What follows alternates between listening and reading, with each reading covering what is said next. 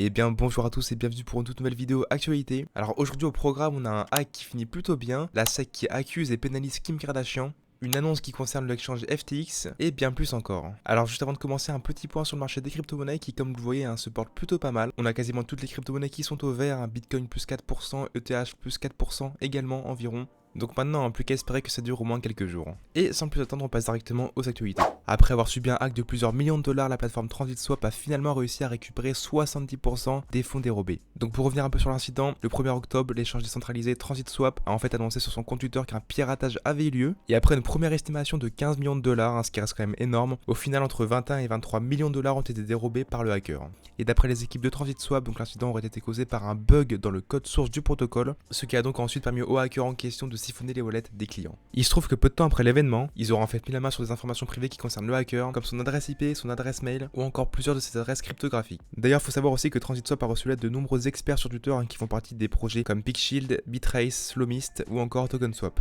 Et en plus de ça, donc quelques heures après l'événement, les équipes de TransitSwap auraient finalement réussi à contacter le hacker via des transactions on-chain, donc sur la blockchain. Et heureusement, plus de peur que de mal, le hacker a finalement rendu environ 70% des fonds qu'il avait volés. Alors on sait pas vraiment ce qui l'a motivé à rendre ses fonds, si c'est la générosité ou encore le fait que ses informations privées soient compromises. Dans tous les cas, c'est une bonne nouvelle pour l'échange TransitSwap et pour ses clients qui vont pouvoir être remboursés. Donc pour info, au final, le hacker a restitué 1500 Wrapped ETH et 37 000 BNB sur la BNB Chain, ainsi qu'environ 3200 ETH sur le réseau Ethereum, soit au total environ 16 millions de dollars. Donc certes, ils perdent quand même de l'argent, plusieurs millions même, dans cette histoire, mais ça aurait pu être bien pire.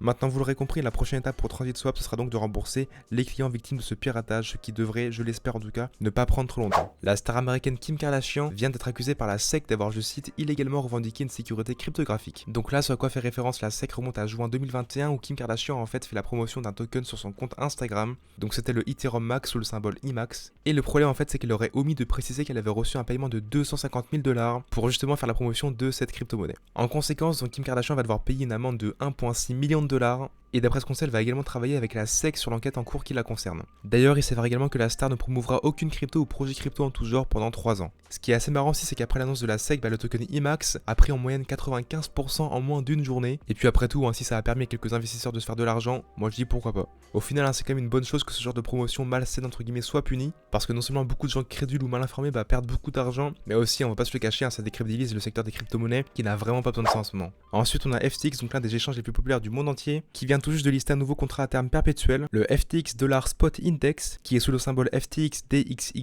qui je pense vous l'aurez compris sera donc lié au dollar américain. D'après ce qu'on sait, donc cet indice suivra la performance d'un panier de 4 principales devises mondiales face au dollar, donc il y aura l'euro, le yen japonais, le dollar canadien ainsi que la livre sterling.